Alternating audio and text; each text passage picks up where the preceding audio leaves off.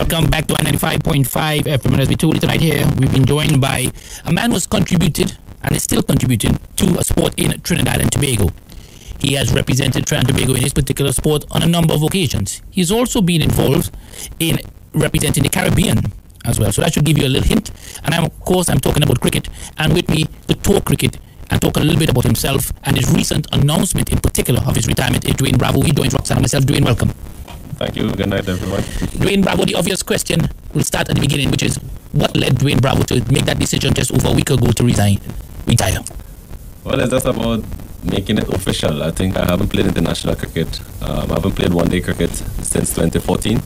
And the last time I played T20 was in 2016. Since then, I wasn't selected for either formats for whatever reason. I don't know why. I can't say, but I just felt the time is now to move on. I think yes, a lot of people have reasons why I shouldn't, or come to their own conclusion. But I think after playing the Super 50, I really wanted to play with the Trinidad and Tobago Red Force team once again, because all of us was it might be the last time we actually played together and represent Trinidad and Tobago as a full team. So that was one of my main reasons coming back and play in the domestic Super 50. Obviously, there's talk of the World Cup and stuff around the corner, but after playing the Super 50, I realized physically, my body wasn't recovering the way I wanted to recover after each game. I think maybe because of the hectic schedule where you play like 4 games in the space of 7 days, so which is take a toll on the body after not playing for so long in the longer format. So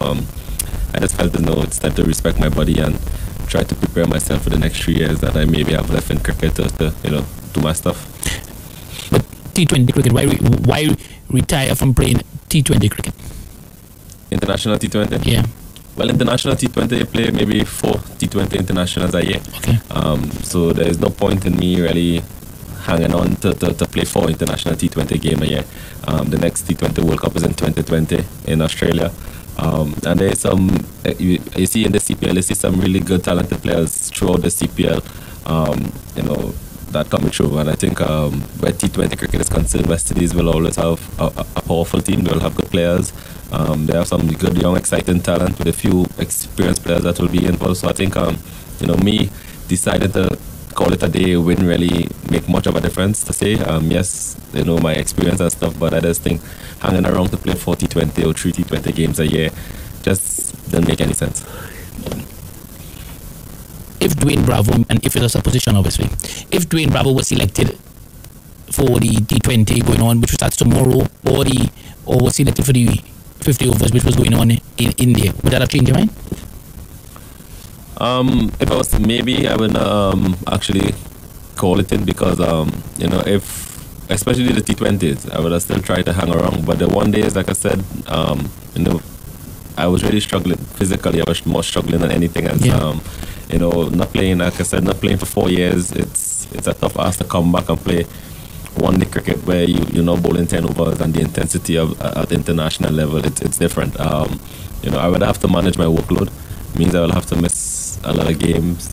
Play, if it's a 5-match series, maybe play 3 out of the 5 or something like that. And in West Indies cricket, the system does not allow you to rotate or pick series, depending on who is the individual. So, like I said, I want to try and play as long as possible. I already had a few serious career-threatening injuries, and I recover from them, but I still do get little niggles ever so often. So I just have to accept the fact that it's time to move on. Regrets? Test cricket, any regrets? I don't like to say regrets, because at the end of the day, I play 40 test matches, and it's a lot. I know I could have played a lot more and do a lot more, as my stats show, but I wouldn't say I regret it, because I was still lucky enough to play test match. Would you have liked to play more? Of course, I would love to play more, because I retired at 26 at an early age. You were retired, or you retired? Which one is it? Is it that you were retired, or you retired? You retired, yeah. So again, the politics side of West Indies cricket, and I never really say much at all. No one ever really know the real truth of what happened. What happened? But in 2010, when Otis Gibson come and Darren Sammy take over as captain, and there was this talk that the team don't have space for two all-rounders. Obviously, Sammy was the captain, so I was to make way. So that's the reason. Who told you that? Well, the selector, the coach. So, who was the selector in those days? Who was the selectors? Clyde Butts, chairman. Clyde Butts, yes. Coach Brown, Robert Haynes. They told you that directly? Well, more the coach, not more really. I guess that's basically it. The team didn't really... The balance of the team was being affected because of Sammy being an all-rounder. I'm an all-rounder. And the team wasn't able to really have a proper balance. So, obviously, Darren is the captain. So, I was to make way. And then, I was still between that period of time, 2010, 2011, 2012, going on. I think at some point in time, I'll get the opportunity again. And, so I was just hoping and hanging around there. And then 2015, I just decided to call it a day officially. Treatment of Trinidad and Tobago players, is it different to the treatment of other players in your mind who play from a West Indies point of view? I don't know. I think different. I think at one point in time, you look at both World Cups we won. The team was dominant by Trinidad and Tobago players. I think the first one we had like 8 players from Trinidad and Tobago. Then the second one, I think we had 6. So I think where that is concerned, it varies depending on who is playing at the moment, who is performing at the moment. You look at the current team now, the test team, there's more Bajan players. You look at regional cricket, Barbados or Jamaica to a lesser extent, Guyana dominate the 4-day competition. Trinidad and Tobago haven't won 4-day title in so many years, hence the reason why not much players really playing the longer format of the game. In one-day internationals, they have some arguments where some spot you think there's more players from Trinidad and Tobago should be there, but at the end of the day, it varies. I would not publicly say that the Trinidad and Tobago players are being treated unfairly, but it's there for the public to see where at times things can be a lot different. The events that would have transpired in India, do you have any, looking back at it, would Dwayne Bravo have done things differently now?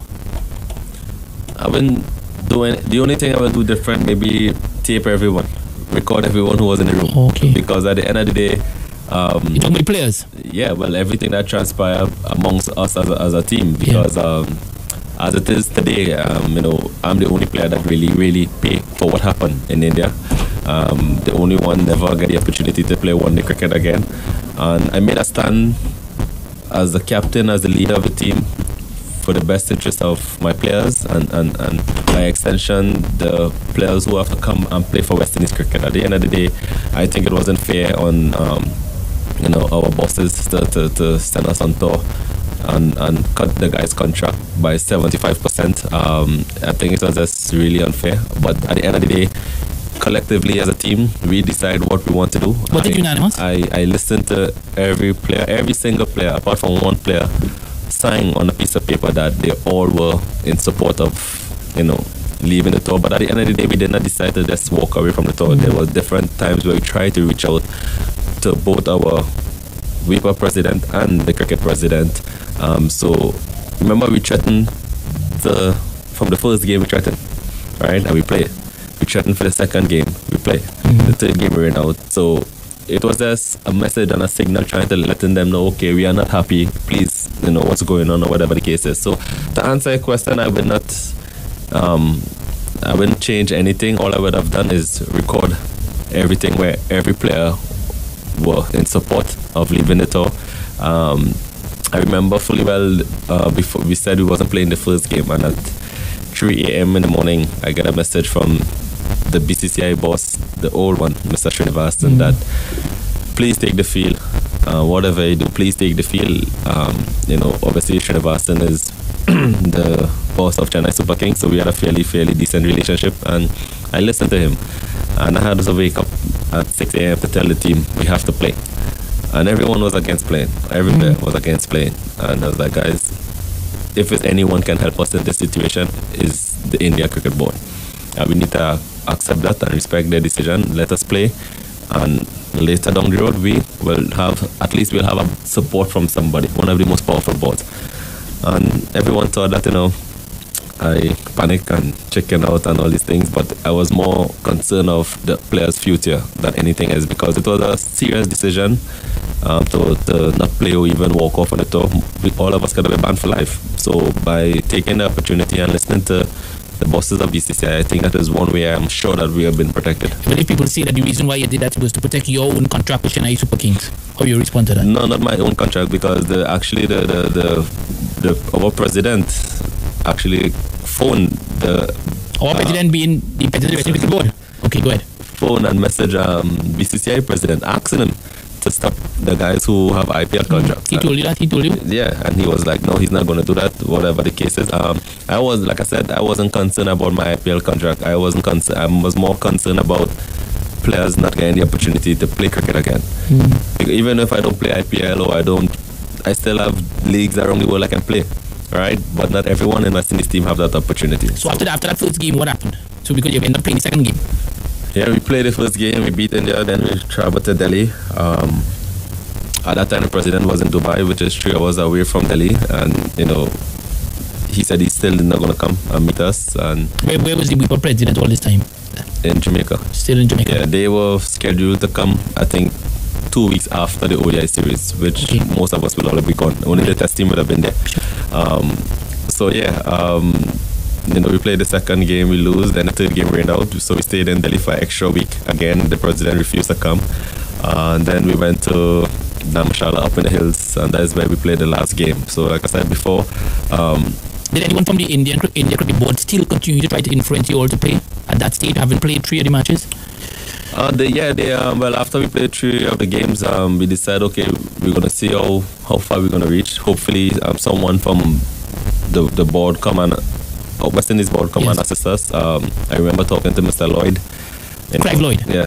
Chairman and selector at the time, pleading to him basically he could actually make a difference in the situation, because at the end of the day, it's Clive Lloyd. If you pick up a phone and call the president and said, sort this out, he has to listen. It's not like some joking new person calling. It's Clive Lloyd, one of the biggest names in world cricket. So, that call, I guess that call never made. And at the end of the day, Dwayne Bravo and let's extent Pollard got a little bit of the blame, but it was all on my shoulder. When you would have returned to Trinidad and Tobago, I know that there was a report that there was a meeting with the West Indies Cricket Board and some of the Prime Ministers in Trinidad and Tobago at the Hyatt, including Dennis Ramlin. What happened?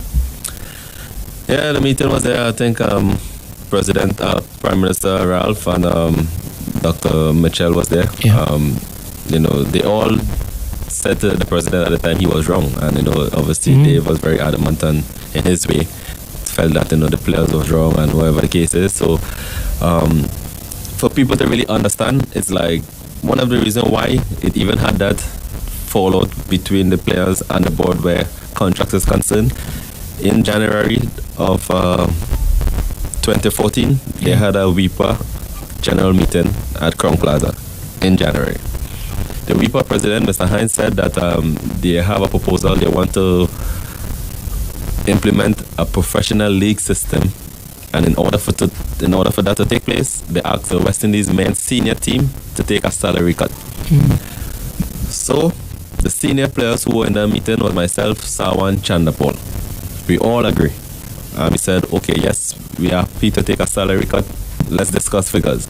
The president said there's no figures as yet. They wanted to know whether or not the players would be willing to take a salary cut. And when at the end of that meeting, the answer was, yes, we want to take a salary cut. Let us know the percentage. That meeting took place in January 2014. The next time we hear from WIPA or see anything about our contract and our new figures was in October, when the team already in India. The team arrived in India. I was already there playing the Champions League with Chennai Super Kings. A couple of the players messaged me, Skipper, did you see the new contract? I said, no. Have a look at it. When you look at it, you see straight across the board, the players' salary was cut by 75%. All the sponsorship from was gone. So that's where it really happened, where everything broke down. Straight away I get on to Wavell Hines. Wavell Hines said to me, Bravo, tell the players, do not sign the contract. He told you that? It's not in cast in stone. Do not sign the contract. So Wavell Hines told you not to sign the contract? Yes, which I relayed that to the players. Okay. And before we played our first game, we had a Skype call with Wavell Hines. We had a Skype call. You should record it? That's what I said. That's the only mistake. I wish that's the only regret I have, that I did not record these things. Wavell Hines said over the Skype call, so we said to him, who give you the rights or the okay to negotiate our new contract without discussing with any player? He said he talked to some players. We said, who you talk to? He said he talked to Dwayne Bravo and Darren Bravo. Darren Bravo and Dwayne Bravo both stand up and said, Wavell, that's a lie, that never took place. Wavell Hines had nothing to say. The only time Wavell Hines talked to Darren Bravo was in Chris Gale charity opening in Jamaica. He tell Darren Bravo to make some runs. Next time he talked to Dwayne Ramden asked him about the contract. He tell Ramden, focus on the cricket. That's it. Then his next excuse was he sent the information to Samuel Badri months ago, and it was Samuel Badri's responsibility to relay the message to the player. Samuel Badri said to him in his face, Wavell Hines, I'm a cricketer. It's your job, that's why we elect you as president. So you can't send a player who is on top playing cricket a 90-page contract for him to go through it to relay message to players. So that's where it all broke down and where it all went wrong. At the end of the day, Wavell Hines did not take the players' interest at heart. The players are the ones who accept to take a salary cut, because if, let's for example, if Shiv, Sawan and myself had said no, then there would have been no negotiation, there would have been nothing. We'd have still continued to play and be playing and being paid what we were accustomed being paid. But because we see it fit for first-class players, because not everybody can play for West Indies, not everybody will go on and play for West Indies or play for leagues around the world. But I believe if you play 10, 12 years for your country, whether it's Guyana, Jamaica, Barbados, Trinidad and Tobago, and you earn a decent salary, you still come off good representing your country playing first-class cricket, you know. So again, Andre, like I said, this is the first time I really open up to say what really transpired in India. I never really say much. I get most of the blame, all the blame, and that's fine. You know, I know I sleep comfortably in the night, and there's a God, so he know exactly what I wanted for the team at the moment. West Indies cricket were actually the one-day team. I can speak for, we're definitely going, we're in a much better place than we is now. And when I actually take over from Sammy, I take over the team from Darren Sammy. We used to win like 36% of our games. That 36% moved to 48%, and now it's down to maybe about 24%. So in 4 years, West Indies haven't won an ODI series. That never happened under me. But no one ever really highlight those things. Yeah. I only had 9 months to captain West Indies team and move it from 36% to 48%. Even after Richie Richardson and Jimmy Adams and Carl Hooper and all these guys, my record as a captain is better than all those guys. But when you left the room and the Hyatt with Dwayne Bravo, did you think everything was sorted out in your mind, honestly, after that meeting? No, because I know the type of people that we're dealing with in West Indies cricket are very childish and immature in decision makings, and so I know there and then you know, the both prime ministers really tried the best. The board had no choice but to pick likes of Ramden and all these other guys to make it look as though they are not being victimized. But you really check it, you know, Paula and myself, we pay a serious penalty for what transpired in India. And like I said, I can live with that, because at the end of the day, I think what I did was right for the players and for the set of players to come. But now a lot of players panic, you know, when they come back to the Caribbean, and they had side meetings and all these things and say whatever they have to say. But you know, there and then, like I said, did the players disappoint you then? Some of the players from that series disappoint you? Well, I wouldn't say disappoint me, because at the end of the day, they are humans, and you know, they are young players.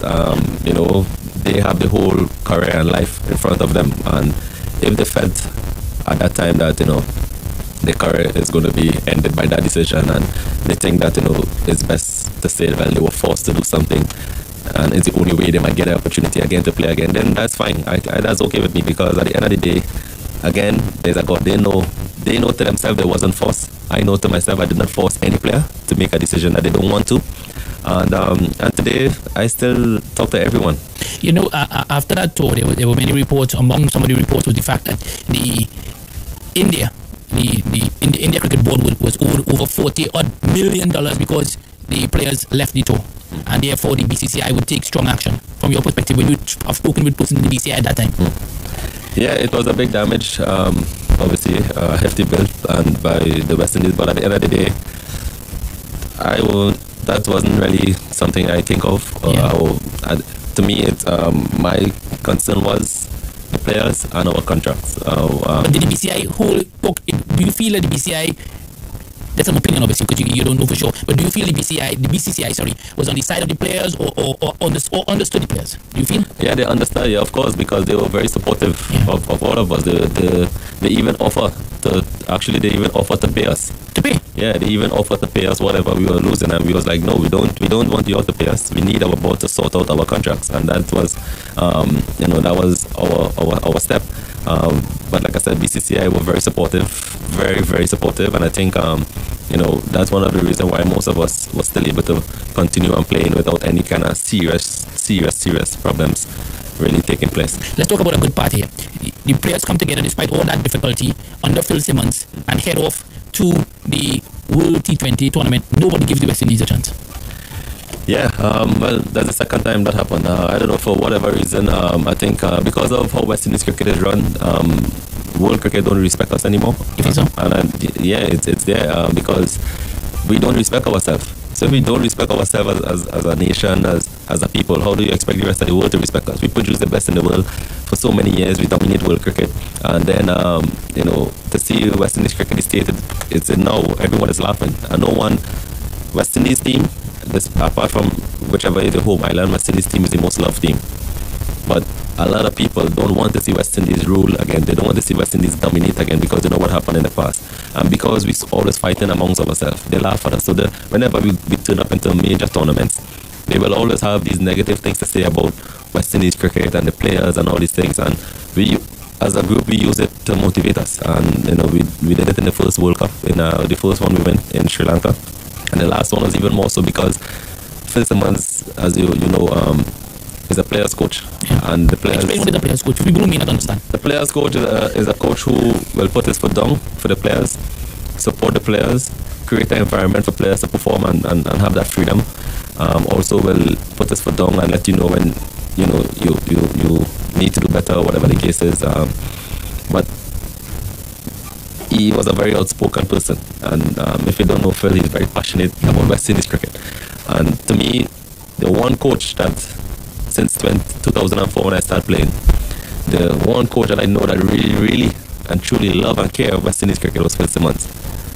And he did not get the support that he deserved from his bosses and them, and he said outside interference were affecting the team selection and all these things, which was true. And then he got a suspension, and then I remember when I was in camp in Dubai before we go into this last World Cup in India, there were talks again that all the players want to strike and the players don't want to go and the players want more money, which was far from the truth. We were there in the camp, so us going to India, it was basically the 22, 23 of us who were going there against the rest of the world, against even our own bosses that would send us there, because even there didn't think we got to win. Even they didn't send no kind of support or anything like that. The president actually was in India, and at no point in time he could have come in West Indies dressing room. At no point in time. He couldn't come because he was embarrassed. He was embarrassed. There is no way he could have faced seeing any one of us. He never wished the team all the best. As Sammy said in the speech after we won the World Cup, and you go back and check it out. That is whatever Sammy said in the speech is a matter of frustration was building up all inside, and he just eventually was able to let it go at a platform where the entire world is listening. So again, the president couldn't even come and say congratulations to the team because he know what he done, and he never wished the team best, all our best. And we get our uniform late, we get our caps late. It was just crazy. But again, as a group of players who, in that format that we really believe that we are the best in the world, we really put our heads down and said, listen, despite of what's going on, they picked top 4 teams to win the World Cup. No one mentioned West Indies, and we look at these things. We look at these things, and yeah. After that, and after Darren Sammy would have spoken, they were made to believe that there a lot of players were going to suffer. Were you one of those that felt after Darren Sammy was so outspoken that, given the state of West Indies cricket, things were not going to get better? Well, I know for sure after that speech, it would have been problems with Sammy. I didn't expect that final game to be his last game. That, to me, that's a disrespect. To see someone who captain maybe over 40 test matches for you, at one point in time was the golden boy of West Indies cricket, went 2 World Cups for you, and because he speaks his mind, he no longer get the opportunity to play again. So 2-time world champion captain, playing the World Cup final, lifting the trophy, make a speech, and that was his last time the people of the Caribbean get to see Darren Sammy play. To me, that was a disrespect, and I know, again, it goes back to show the mentality of the people who run West Indies cricket. Whenever you speak your mind, that's it. They consider you as a rebel, or they consider you as somebody, okay, time to move on from you. Did they ever try during that period since then, Dwayne Bravo? There was talk that there was going to be meetings between yourself, Karen Pollard, and other players who were going to meet with the president, was going to meet with the chief executive officer. Did those things ever happen? Really? I remember in 2016 when we played the T20 series against India. We played the first one in Florida. We win that game. After that game, I requested a meeting with the president. All the board members were there in Florida at the time, and Badri, Pollard, and myself, on behalf of the players, went. We discussed. Wavell Hines was in the meeting also. We discussed a way of moving forward. Trying to create a platform where allowing players to play certain leagues, then play some domestic cricket, and still be able to play international cricket. And what I thought was a real open and honest discussion amongst. You recorded again. I'll learn that. Something for the future for those listening. But go ahead. Yeah, and after that, then I think Badri sent a few emails as follow-ups, and everything has went through the window. So, do you feel it's related to the Trinidad Tobago Cricket Board at all? Because I'm asking you that question only from the point of view you mentioned all the members were there, so they would have been Trinidad Tobago Cricket Board members in Fort Lauderdale as well as part of the Western Cricket Board. I don't think anyone from Trinidad Tobago was there, but I know the CEO, the president, Mr. Scarrett, the vice president, most of the high-end ones were there. Trinidad Tobago Cricket Board. Similar sort of treatment, because you mentioned earlier at the start of this program that the reason that most of the players came back is because there was a belief that this could have been the last, if not the last time that you all were together. Yeah, funny enough, I saw Mr. Bassar, the president, 2 days ago, I think, in the Oval when I did the launch for the charity game on the 17th. He was sitting next to him and he said to me, so long he didn't see me and know how things, and I was like, he's the last person I want to see. And he was like, why? You tell him that? Yeah. And he was like, why? I said, well, you know why? And he said, not everything I hear is the truth. I said, at the end of the day, I remember fully well when the thing happened in India. Yeah. Out of all the presidents in the region, he was the first one to come out and speak out against us. And that hurt, because at the end of the day, something happened in India. You had, like, at that time, I think maybe 6 of us on the team from Trinidad and Tobago, and as the president of Trinidad and Tobago Cricket Board, you didn't see it fit to actually ask a question what really transpired in India. But you come out straight and publicly come out and said these guys should be, I can't remember the exact words he used, but he was never in support of what did he say? What took place. And I said, no, I just said to him, you wasn't in no position to come out and say something like that without knowing the real truth. At that time we needed your support. He didn't reply when he that was maybe 2 days ago, 3 days ago, whenever it was. No, I was saying next right, and he didn't say nothing when he said that? Yeah, he just said, it's not like that, and I just... Do you feel that, because you mentioned something earlier on, that the Trinidad Tobago team hasn't done well in the 4-day regional tournament, but one of the main reasons that people have said, including myself, is that many of the leading players have not actually played in the 4-day regional tournament. I mean, besides the fact that the players play 50 overs cricket and the players play T20 cricket, a lot of them opt not to play regional cricket. A different cricket board would have changed that. And when I say a different cricket board, I mean a different management at the level of the Trinidad Tobago Cricket Board. Would that have changed some of the matches that players would have chosen whether to play for Trinidad Tobago or not?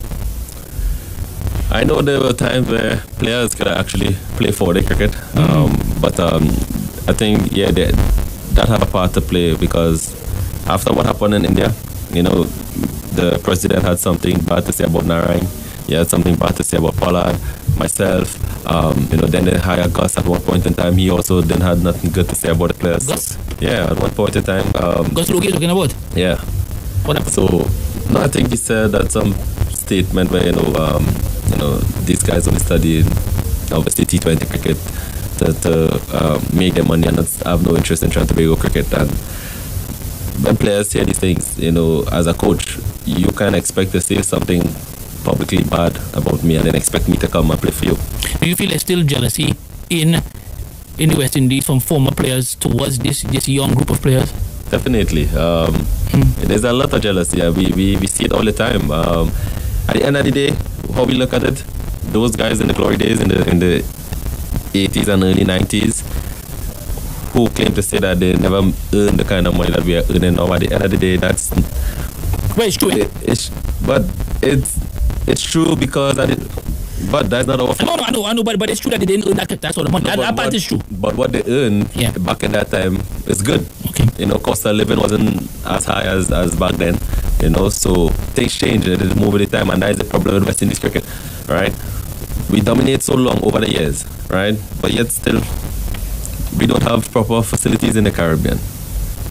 Places like Zimbabwe and Bangladesh and all these countries have way better facilities than what we have here. So they are improving. They are going with the times. They are going, trying to different things to improve their cricket and improve the infrastructure and the facilities. All we keep doing is relying on natural talent and natural ability and hoping it works. It's not going to work like that. And then those same legends and those great players and them, all of them at one point in time were either coaches or selectors. Still nothing changed. Right? But they blame the players, eh? They always blame the players. Players always get blamed for everything. That's why I will always say I will never ever be one of those ex-cricketers to come out and say anything about any cricketer or try to commentate to do anything. Why I don't want to commentate? No, and I don't want to commentate. I just feel that, when you retire, you know it all. You know everything. When you used to play, you also was a player. You make mistakes. You have failures. But as soon as you go into that box, you become this hero. When you announce your retirement, a former cricketer from Barbados put out a tweet. I'm sure you would have read it as the case may be, right? And many persons would have been annoyed. Yeah. Were you surprised? No. Why you weren't surprised? Oh, would I be surprised if my Tino Best send a tweet? Maybe your little son or daughter may don't know who Tino Best. Of course not. Okay, why would I be kind of angry? That's Tino Best. Everyone know Tino Best is a loose cannon. So all of us see it, we laugh, we have fun about it. Is it that the two of you all don't get along? I get along with everybody. There's no person I don't get along with. If I see Tino, I will say hi to him. I'm not his friend. Like I will. Why would he say that? Or make that comment? You think that's a Barbadian thing? You think that is him? He was happy that we get knocked out of the tournament. He was happy how we know that? Yeah, because obviously Badju was in the commentary box, so Badju was giving us the rundowns and he was celebrating. He celebrated trying to be knocked out. But again, that's that's fine. Even while there was one game going on. So when I announced my retirement, there was the Guyana game going on before. Yes. So all of us in the hotel room watching the game, and Barry Wilkinson, yes. Wilkinson bring up my stats and started talking about my career and all these things. Yes. So obviously he know what Tino tweeted. Right. But Tino is on air. So Tino obviously cannot say what he wants to say what he tweeted. So you have to now talk about good things about me. So you were laughing? Yeah. You enjoyed that? We started laughing, yeah, because it's funny. Like I said, Tino don't mean any harm, but he's not the smartest around, and I will not answer back to Tino via social media. That's not my style. I think I live my life very simple. Happy with how your life is now? Happy with your life now as an entertainer as well? Yeah. I think do you feel that that's a way that you will slowly move to more into? Because I know you have a song coming out very shortly as well. Well, I just trying to. Cricket is my childhood dream, and at age 5, 6, I always wanted to play cricket and represent my country and by extension West Indies. I never imagined in my wildest dream that I would become the cricketer I am today and this household name around the world. So I'm happy that I'm able to live my dream and have success with it. I am very passionate about music, and I just said to myself, you know what, let me give it a try. How you got passionate about music?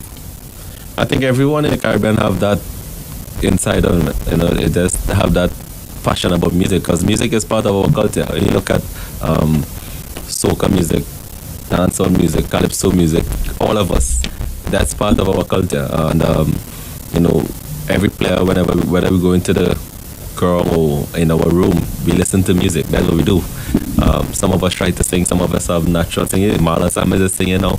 He's singing? Andrew Russell is singing. Yeah. Okay, I didn't know that. So everybody have that hidden talent inside of them, and music is concerned. Did you brave enough? Did you think that your song Champion for the World Cup would have been so successful?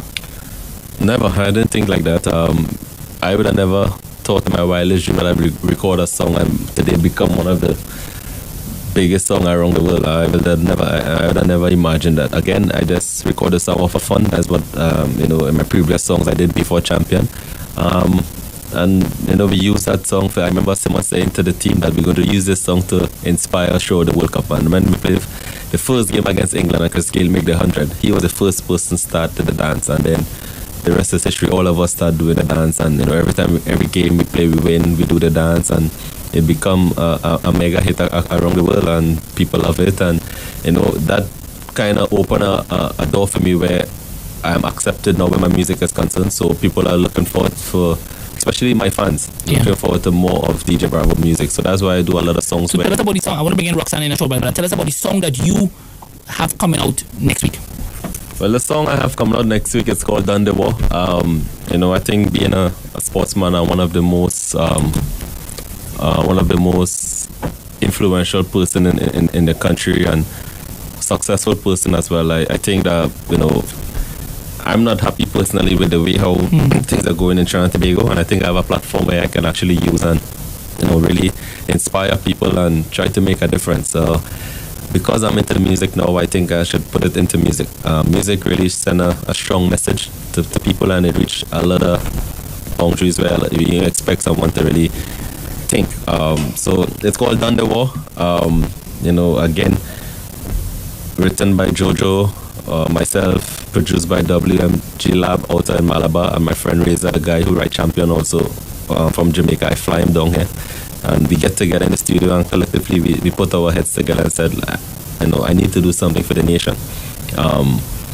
And we come up with it, Done the War, and I shoot the music. This entire week I was shooting the music video, and I get some real good shots. Some influential faces will going to be in that video, and I'm pleased to know that just a simple message, I reach out to some people, and straight away they were happy to be a part of the video and come out and show their support, and I think it's gonna do well. You mentioned you're not happy about in what area you're not happy? The whole terms of the violence, more so. You see, a lot of, because at the end of the day, I have kids, and this is where the next generation have to live. I don't see myself living outside of Trinidad and Tobago, and it's sad to see. For me, growing up, I think my parents were not rich or anything like that, but the simple things, my upbringing was, I think that make a big difference in my life. And I think parents now, it's very important the way how they raise the kids. You don't have to have money but simple things like good morning, good afternoon. You think that's gone? You think that's gone? I think that's gone. It's bad, and I think a lot of people, even the music we play, the music we listen, I think our culture, we need to do more for our culture. And the people who have the platform, whether it's the radio stations, the artists, and all these people who are doing music and playing the music, and all the radio program directors and stuff, even on a government level, they need to do more for sports and culture in Trinidad and Tobago. It's the only way they can bring back some joy to the nation and get the youths of today active and looking forward to something positive. You think we're going to open up telephone lines for a short while at 622, that's for a short while, people, 622-3937, 622-3937. But Dwayne Bravo, do you think those in authority understand the importance of sports and culture? I don't think it's hard to say. Sometimes I ask myself that question, because when you look at for example, you look at the budget and stuff, and you see what sports and culture get, it's nothing compared to other things. But what really unifies Trinidad and Tobago? Sports, culture, music, whether it's Soca Monarch, Panorama, CPL, Soca Warriors playing. It's the only time you see everybody together and unify as a nation, and everybody's happy.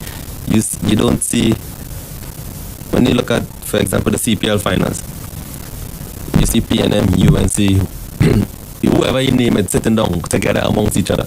So when around election time, people start talking about races and race card and all these things, I don't like that. I don't believe in that. I don't think we as a country that have racist people and politicians use it to the benefit and all these things to garner certain things. But if we try to turn a blind eye towards that and really do things for children and promote sport and let the young people see that sports is a way out of life, don't just see sport as just a sport.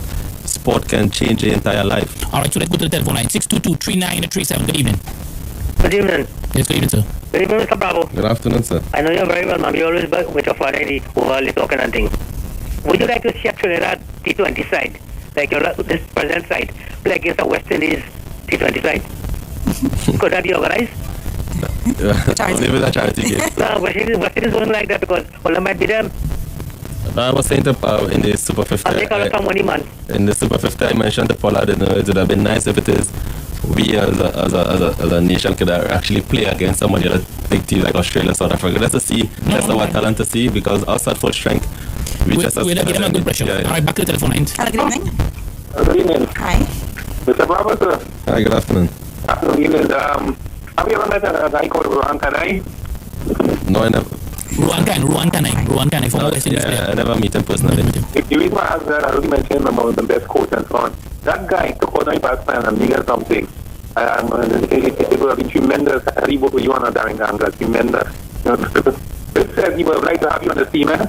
On the club, they like it. Because you know, you do for you, they will all. But this says you love your attitude, the positive energy. I would like to see you on the team as well, but such is life. Thank you. Thank you. Hello, good evening. So you was talking about the next generation and stuff like that, right? And there's someone, let me call this. Hello, good evening. Good afternoon. Hi. So Bravo. Yes, sir. Bravo. Yes. So Bravo. I'm the professor from Fort Samana. You're united him. You call him Sir Bravo. That's what you're saying. Right, and I can go in. Yeah, all right, go ahead. No, I got everything on the human side. I just think I the professor. No, I said on the human side. I have an important question to ask you. Why does that come on? Because he told you. Anyway, the main question I want to find out to make sure. 1961, when Australia joined the West Indies, you have the score? Sir, with all due respect, none of us would have been wrong. Thanks a lot. Thank you very much. Well, I think, you listen to me? Go ahead. I think it was 321. Alright, so thank you. You're talking about a tight game. There was a tight game. I bet you said 321. Good evening, we're moving on. Good evening to the panel. Good evening, Mr. Bravo. I just want to say thank you very much for what you did for Trinidad cricket and West Indies cricket. I wish you could have gone on a little longer, but I know circumstances may not permit that. So, that's why I say thank you so much, and may God continue to bless you, sir. Thank you very much. You're welcome, sir. Good evening. Yes, Good Andre, the lady and Bravo. No, the lady name is Roxanne. Yeah, Roxanne. I know some of them is just slip here. No, but say the right thing. Go ahead. So, go ahead. Well, Bravo, we meet on many occasions. I'm a strong supporter of Trinidad and Tobago, West Indies cricket, everything. But that is the national game. I just always be saying that, look, I just find Tobago supposed to have a national side of all the sporting discipline. We, a Trinidad side, what we play at Tobago side in football, cricket, all them things. I tell Andrew, but I like call on this program right you. And that international, I think we can arrange that. We are the dependent government, we the local sponsors can plug in together. A Trinidad team to South Africa, to Australia or England. No, but I believe, sir, that for it to be an official match, you have to get approval from the respective boards. So you have to get approval from the West Indies Cricket Board. I understand what they're saying, they could tour, but it won't be recorded as an official match. You understand? Yeah, well, we can seek that from the board and I doubt they would do that, sir. I doubt that. I know, I understand, but I doubt they would do that, sir. Thank you. Yeah, well, Bravo, you're going and playing the South Africa League? Yeah, I go South Africa next week, then Dubai for the T10. And charity game coming up. 17th.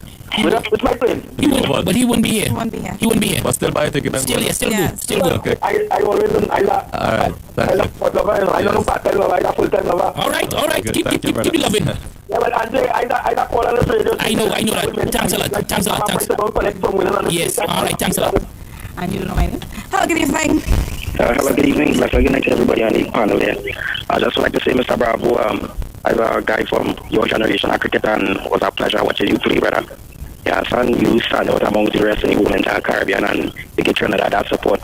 So you return here, we wishing you all the best. Thank you very much, son. Yeah, you could sound so respectful on the phone. Thank you. Don't date. You said the man up there. Anyway, go ahead. Hello, good evening. Good afternoon. How are you all doing tonight? Wonderful. Good afternoon. DJ Bravo, I want to say thank you. I followed you from such tranquility, and you are always inspired. You are the type of player that somebody will hit a ball, it goes to the boundary, solid mark up all over it, and you will not give up that chase. And I want to thank you. You have never given up. All right. Thank you, DJ Bravo. Just interesting to make that before we go to the other caller. When young Bravo was 19 years old, that was the first time he come on this station. We were located in another. He was I know you remember. He was now making his debut. He just come out of tranquility with Richard Smith and these guys. Remember, of course, that when look where he is now. So he has persevered despite all the difficulty. Let's go back to the telephone lines. Hello, good evening. Hi, good evening. Yes, good evening. Good evening, Andre, Roxanne, get that in correctly, and Dwayne. Yes. Dwayne, I want to thank you very much for all you have done for us and for country, in sport, and even in the entertainment business as well too. I have followed you all. I was fortunate to follow you all many places. Even when we lost the game against New South Wales in India.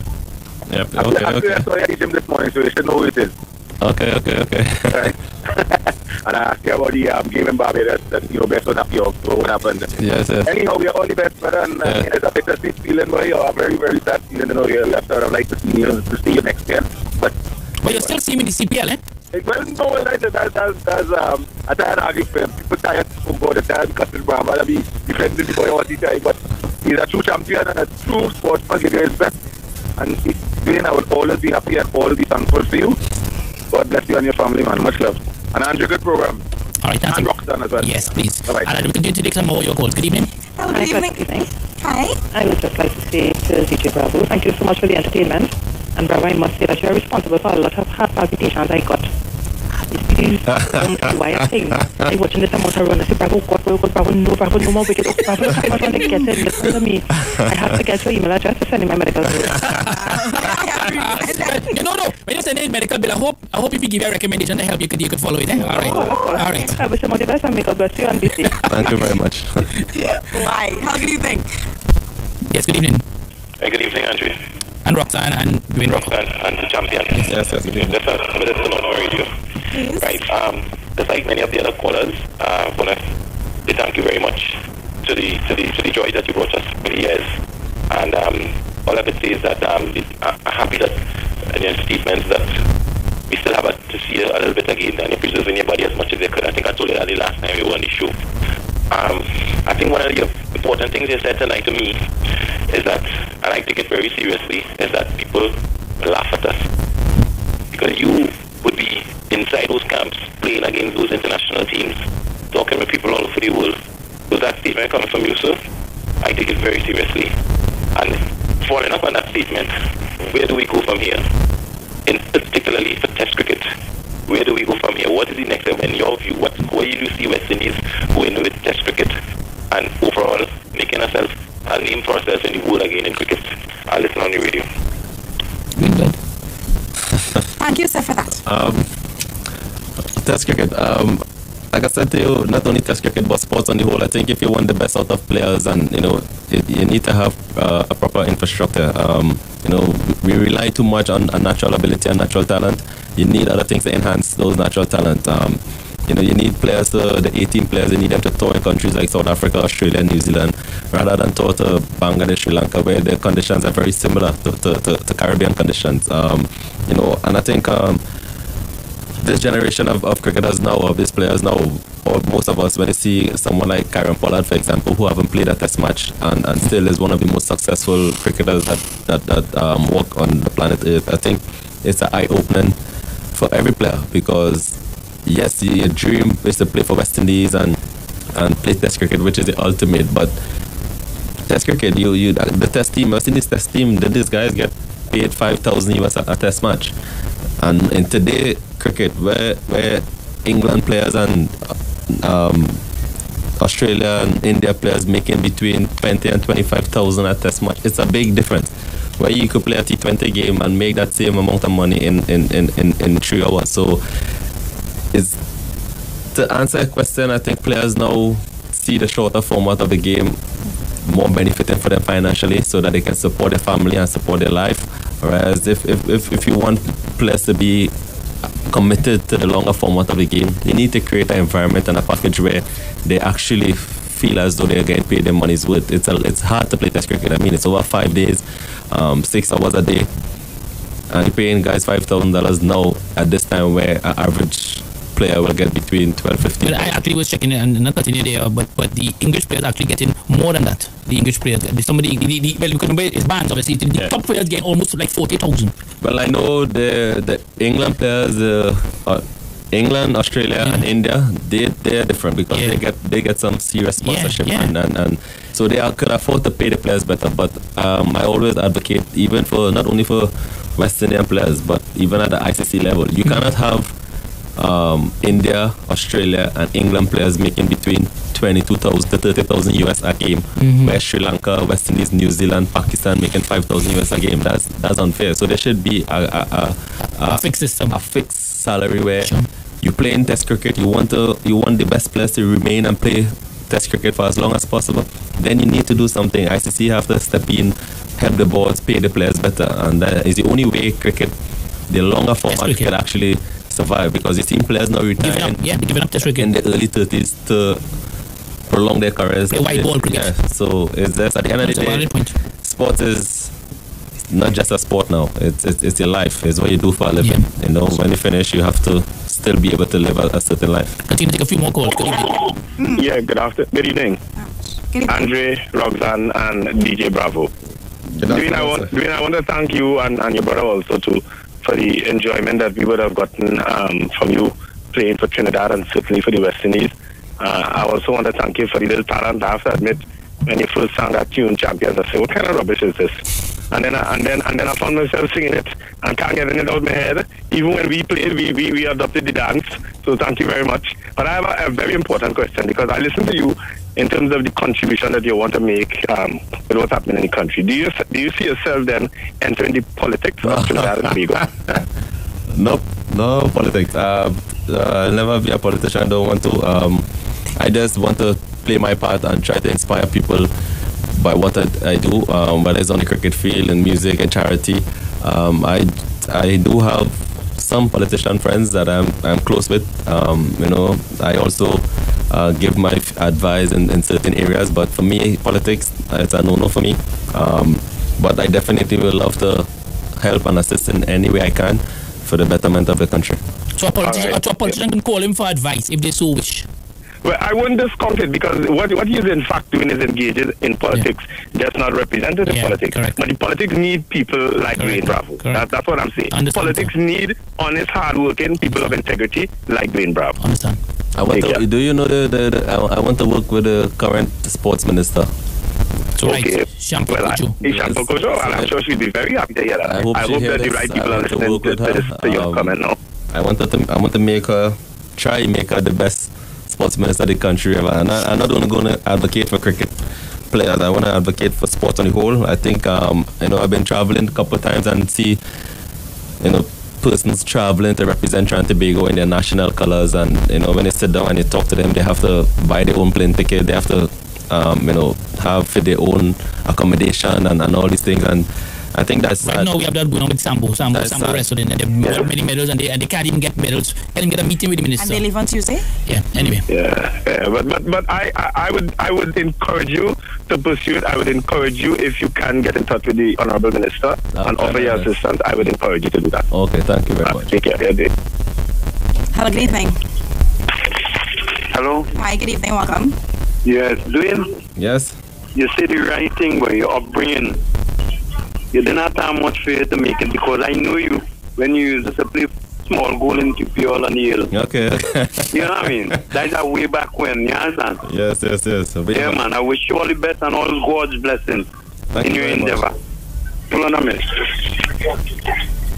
Good afternoon, Dwayne. Good afternoon. How are you? You know I love to hear you, love to watch you play. I can't see again, but I love to listen to you. You're the boss. You're the champion. Thank you. Okay, this is Anne-Marie from Santa Cruz. You know me as Anne-Marie. And let me just speak to you there. Oh, okay. I'm Papi Piana. Yeah, thanks. Okay, man, have a blessed day. Thanks. All right, we continue to take a few more of your calls. The 622, we coming to the end. 622-3937. Let's play the song in the background. We've got DJ Bravo. DJ Bravo.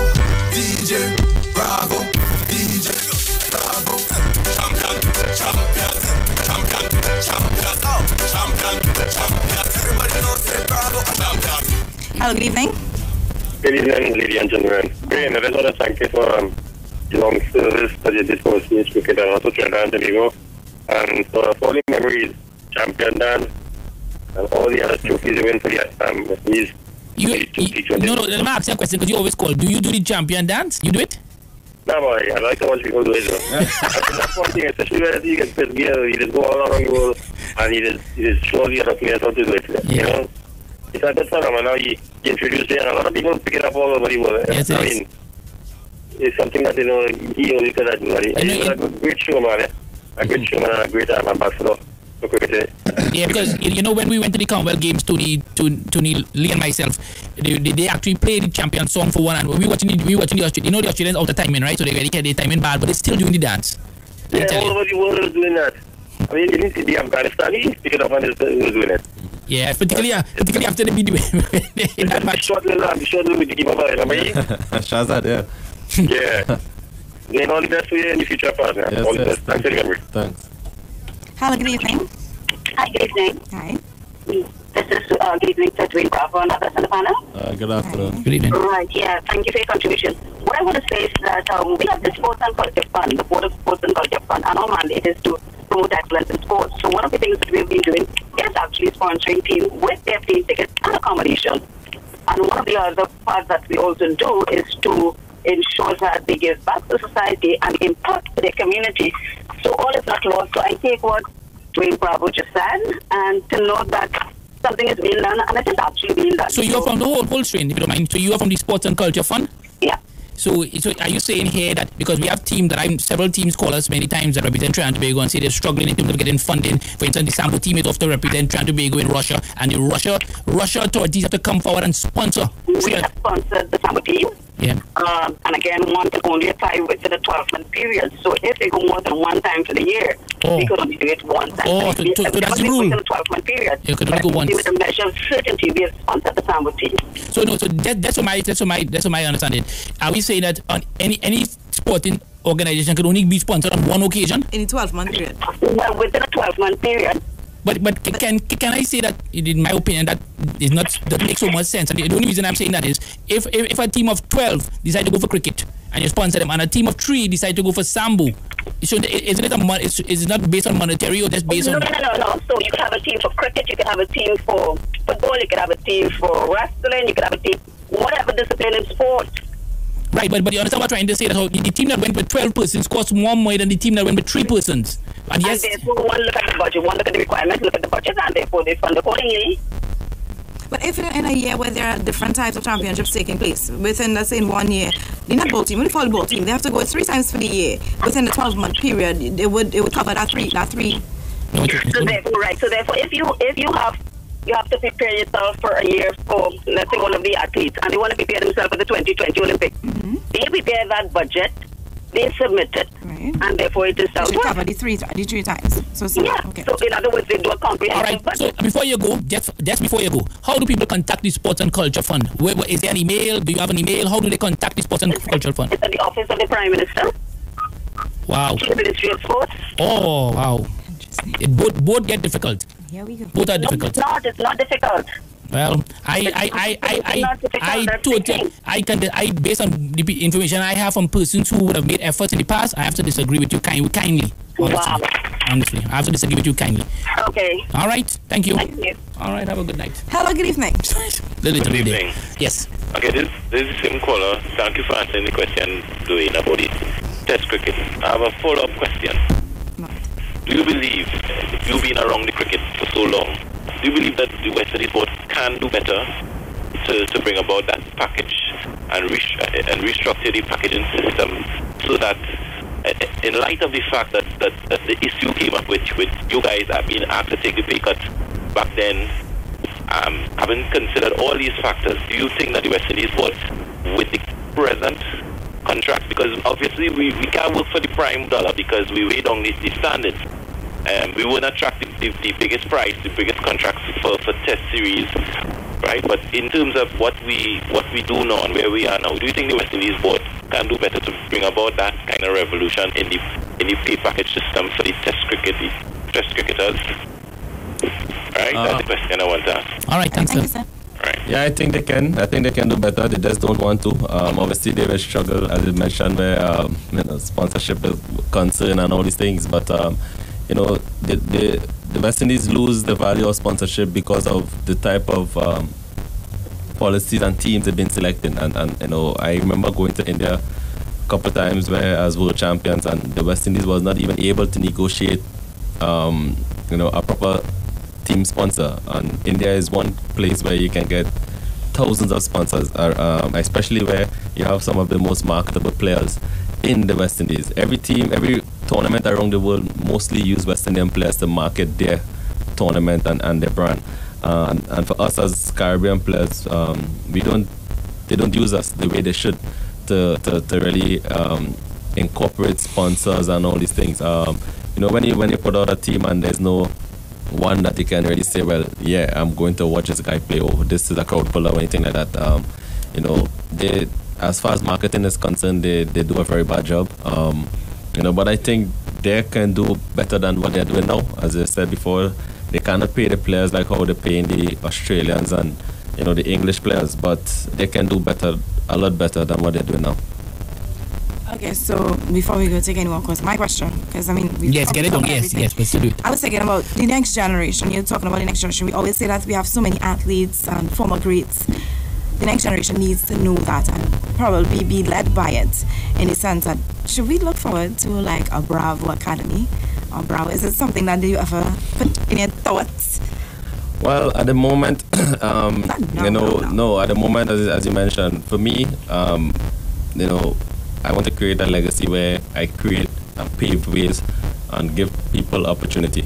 And I don't see myself opening like a Bravo Academy, but at the moment I have a production studio is being built, and I'm going into sports and entertainment. Like I said, I believe those two things really, really unify the nation, and we have a lot of talent here in Trinidad and Tobago, but for some reason we as a people just don't like to support each other, and that kind of drives me up a hill. And we show appreciation to all these other superstars outside of Trinidad and Tobago. We show them all this love, but our very own local heroes and superstars, we don't get that love. So for me, my drive is to try and create an environment where I can continue to produce talent, give people opportunity. I have a market where I can pick up my phone and send a message to Shah Rukh Khan, who is the second highest paid actor in the world, Mr. Mukesh Ambani, the fifth richest guy in the world, who own Mumbai. The type of people that I have the opportunity to meet and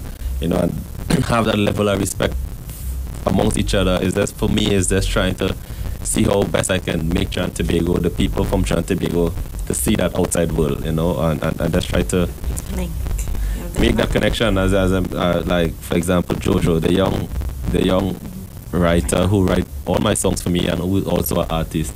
I just recently did a collaboration with her with a soca song called Push, and ever so often I have to send a WhatsApp message to some DJs, yo, please to play it. Give Jojo some love. Forget me, just give her some opportunity, give her some love. You're playing all these songs and all this, but if the girl have a good song, please support her. And I think we just need to support our local more. Like I said, I'm opening a production studio now. At the moment, it's being built.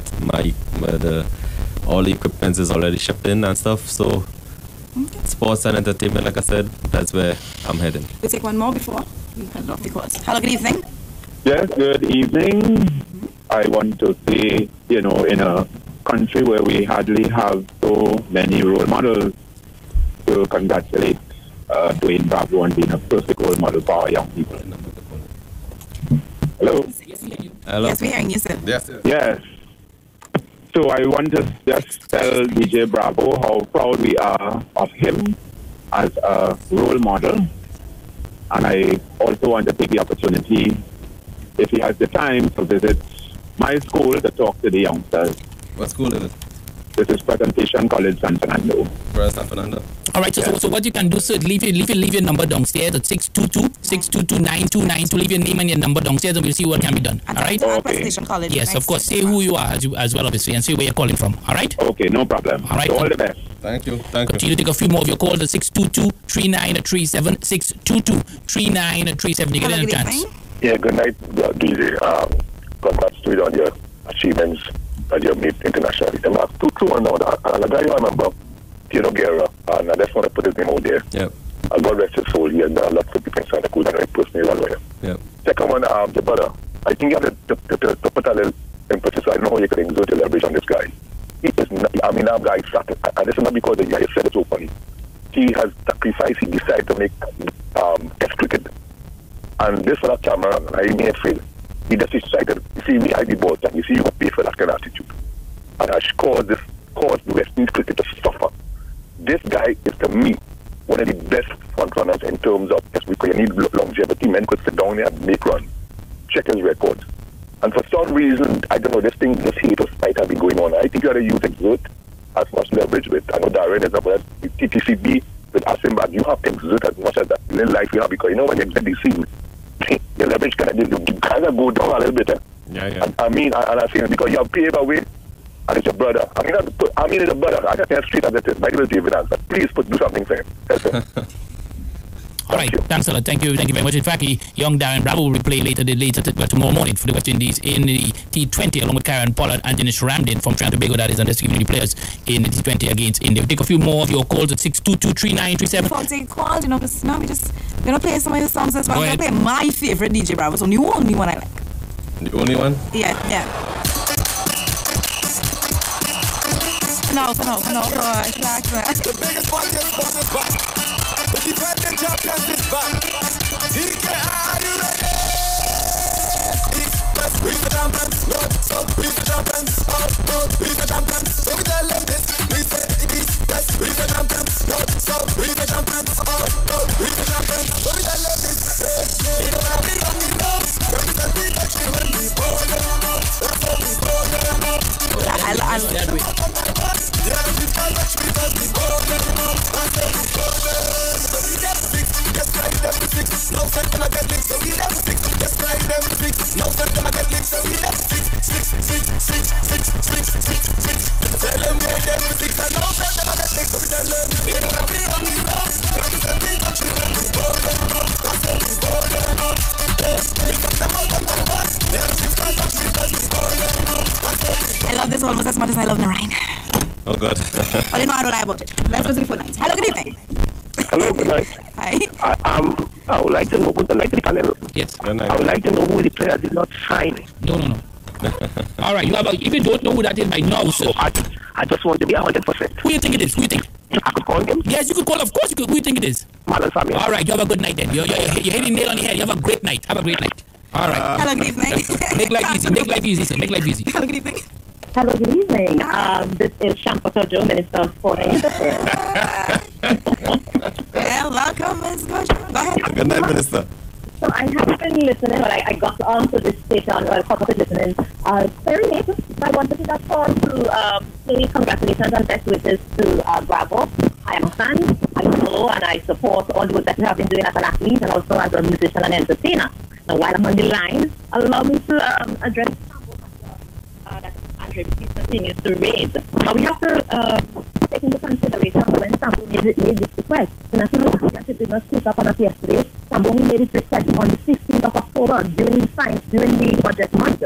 And we all already know how it works as it relates to getting funding and so on. Because it's a process. You don't just write a letter to them, you get the money tomorrow. There is a process. A matter of fact, NGBs encouraged to submit their applications no later than 2 months before. Because the permanent secretary and the accounting officials have to do what they have to get the funding to them. But in addition, Sambo has outstanding documents and so on into the ministry from the funding that they received from the service level agreement that they signed for funding that they received last fiscal year. So, well, Minister, let me just interject, if you don't mind. Let me just interject. When Sambo was on this program just about 2 months ago, before they were heading off to the President's Cup at the time they were heading off, and at that time they mentioned on this program, the representatives mentioned that they had put in a request for the President's Cup, and they had also put in a request, obviously, for the championships. And that was 2 months ago. They stated that. Because I've been following the discourse. On Friday, I checked with the ministry, and the document sent by Sambo dated October, received by the ministry October 25th. October 15th, which is less than 2 months before the World Championship. Right. No, but yeah. Addition, we have to remember when the fiscal year closes September 30th, there is a process before you get monies against this. The request has to be made in proper time. NGBs and athletes and so on have to stop doing that. You don't write a letter to the ministry today and get tomorrow. But there has always been, and the thing is, I met there when I got there a 2 months. Did you have no, Minister, I'm hearing you, but please give me a chance to ask you this question. Have you yourself ever met with the Sambo Association, or you are just going on information that was passed on to you? The Sambo Association made a request for a meeting last week, which is not this week that passed here, and I have asked the permanent secretary to set up the meeting for this week. So you have never met with them? I have spoken to Jason Fraser separately. Even when they were coming back from a trip, we had made arrangements to meet in the airport, and something happened relating to their flight being delayed, and we couldn't meet again. So you've never met them? You've never met with them? So is it fair to say that? Face-to-face. I've talked face-to-face with Jason Fraser, and they are in constant communication with my secretariat and so on. I have talked face-to-face with Jason Fraser. So, but this is related to their request for funding. No. So I'm asking you. You mentioned that you have spoken to them, but when you have spoken to them, you have never actually spoken based on what. And you can correct me if I'm wrong. Obviously, you've never spoken to them about this particular matter in terms of the Sambo tournament coming up in November. Is it fair to say that? The Sambo tournament coming up in November. No, because this communication only came to my secretariat last week. So I reached out to the ministry and asked them, check your records. When did we get documentation from Sambo? And that was 15th of October. You have to remember, for the month of October, parliamentarians were in Parliament just about every day from 10 in the morning to 10 in the night at least. Well, okay. And Jason Fraser and their custom working with Patrice Charles and the people in the ministry. Well, right. Let's look at this. What's the reason for submitting the application for funding on October 15th? The championship did not sneak up on us. Right, no, Minister, I've just received some information because you obviously they're listening to you too as well, obviously, as the case may be. And you mentioned the name Patrice Charles. Patrice Charles, correct me if I'm wrong, which I know I am not. He is the director of sports. He's the director of sports. Then you also have no, the whole train, if you don't mind. The Jason Fraser and his team are saying that all the information was given to Patrice Charles since August 2018. Let me tell you something, Mr. Baptiste. Yes. Mr. Baptiste, to this date, whatever day today, November 3rd, yes. Sambo has not submitted not even a quotation for airfares. That's my information from the PS coming last night. Okay. No. So there's a difference of opinion. No, I'm hearing you. You don't have your quotation. But I'm hearing you. And this is not the first time the ministry is funding Sambo. I am hearing you, but I'm saying there's. But Minister, I'm saying. If you have to travel on Tuesday, right, and you have not submitted quotations for airfare at least airfare? No, well, you see, that's what I find a little bit strange, if you don't mind, Minister, because I have been told by the Sambo Association that they were able to obtain some tickets sponsored by the Russian Federation. If the Russian Federation would have sponsored them, it would have meant that they would have had tickets quite clearly. But then airfare should not form a part of the request to the ministry. Then. Right, no, but I think they would have made a request for 10 persons, and they understand that the Russian authorities are giving them 3 persons, sponsoring 3, so they would need the ministry to sponsor the other 7. No, I'm saying. All right, so if they need the ministry to sponsor the other 7, where is the quotation? Well, that's why I'm saying they are saying that Mr. Patrice Charles, with all due respect, Minister, because I'm saying that this is the information I have, that they are saying that Mr. Patrice Charles, who is the director of sports, has that information since August. As of yesterday, meeting with the permanent secretary and as a conversation with the permanent secretary last night, I am very sure that the information from Patrice Charles and the permanent secretary, that information. All right, Minister. However, on Monday, as my direction from yesterday, Friday, I asked that they call in Sambo and meet with Sambo and provide the necessary assistance. So are you going to meet Sambo? Are you going to meet with Sambo? I will meet with Sambo. Yeah, I have no problem meeting with Sambo, but I'm not going to meet with Sambo tomorrow. But on Monday, you mean? Okay. So who? I'm not going to meet with Sambo on Monday. So basically, are we saying right now here that it's almost impossible for Sambo then to send a full team on Tuesday, given what you just said? I wouldn't say so. I would say Sambo needs to sit with the ministry and lay its cards on the table and make sure that we have what's necessary for consideration for funding. All right, Minister. So I want to bring back Dwayne Bravo because he's here. He really would like to say something to you. So I thank you for that information, Dwayne. Make the conversation more pleasant. Go ahead. Yeah. Minister, some heated. Don't be heated, Minister. Minister, I would like to meet you, please. Please, I mean, if it's okay, I would love the opportunity to sit and meet with you and have a discussion, so we don't have these heated moments that we're having now. I wouldn't be a rock, okay. I wouldn't call it a heated moment. I think every sport discipline has its own bacchanal and its own issues, and we just have to work them through. And yes, I'm open to meeting with you, and we can arrange that. Okay, I leave on the 13th, so hopefully it's before I leave the country, okay? I can guarantee you we can meet before you leave the country on the 13th. Okay, thank you very much. Minister, thank you very much. Thank you very much. Take care. All right, that's it. We're done. Good night. We leave you with the champion song, Dwayne Bravo. We have to leave now because we've already gone over Dwayne. As you go, from your perspective, what do you want to tell the people at Trinidad and Tobago in terms of sports? We've now heard the minister have given us a commitment that she will meet with you, which is great as far as I'm concerned. But what else do you want to tell the people at Trinidad and Tobago? Besides the fact that everybody listens to I95. Besides the fact that everybody listens to I95. I was trying to figure out, I'll give you all a piece of my new song. So basically it's like, calling on the nation, listen to the champion, the youths need direction, this is my solution. Stop the war in a parliament. No more domestic violence. No more gang war in a resident. You could be killing the next president. My mama raised me as a champion, and she never raised me like no bad man. My mama raised me as a champion, so my mother raised me. Done the war, Trinidad and Tobago. I'm calling on you to unite. Let us support each other and show some respect for each other. And let us unite. Done the war. And Minister, hope to see you soon. All right, certainly, Minister, you would have heard it tonight. Much thanks to everyone. And we know many of you in Trinidad and Tobago that you would have listened to what was said here by Dwayne Bravo in terms of the future and this song, which will be released next week, Dwayne. Released next week with a video, and a beautiful video indeed. I wish I could play something. Listen, people. Tell me what the fight is. Calling on the nation. Listen to the champion. The youth's the direction. This is my solution. Stop the war in a parliament. No more domestic violence. No more gang war in a residence. You could be killing the next president. My mama raised me as a champion, and she never raised me like no bad man. My mama raised me as a champion, so my mother raised me. Done the war. Done the war. Done the war. Done the war. Done the war. Tell me what they're fighting for. From Mr. War, not only gun war. I'm talking all kind of war. Religious war and racial war. Artists, athletes, DJs war. My mama raised me as a champion, and she never raised me like no bad man. My mama raised me as a champion, so my mother raised me. Done the war. Done the war. Done the war. Done the war. Done the war. Tell me what they're fighting for. Now pay attention to the verse. As a youth growing up, you better put God first. Put down the gun and put down the knife. Let's come together and enjoy life first. My mama raised me as a champion, and she never raised me like no bad man. My mama raised me as a champion, so my mother raised me. Rockstar, done the war, done the war. No, honestly, I really like this one. This one has obviously message is needed. And you can group this one. All